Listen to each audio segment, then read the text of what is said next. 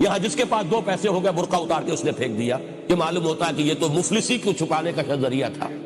4 پیسے ہوں، اچھے کپڑے پہنے ہوئے ہوں، میک اپ صحیح کیا ہوا ہو تو پھر برقعے کی کیا ضرورت ہے؟ اور میں نے شاید سنا ہے آپ کو، مجھ سے تو چند لڑکیوں نے یہ الفاظ کہے باقاعدہ. میں جب پریکٹس کرتا تھا لاہور میں کرشن نگر میں، تو ایک گھرانے کی، اور مجھے معلوم ہوا کہ ان کے والد انتہائی نیک تہجد گزار. کئی لڑکیاں تھی بہنیں، ایک ہی تقریباً عمر 200 سے 1.5 سال کی.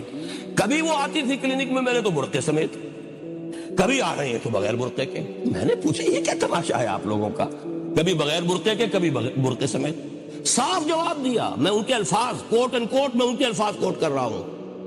ڈاکٹر صاحب جب ہمیں کوئی میک اپ کرنے کا، کپڑے بدلنے کا موقع نہیں ملتا تو ہم برقع پہن لیتے، اور جب ہمیں موقع ملتا پھر ہم برقع کائے کو پہنتے. تو گویا کہ اس کو چھپانے کا ذریعہ برقع ہے کہ کپڑے میلے ہیں، میک اپ نہیں کیا تو لہذا برقع پہن لیا.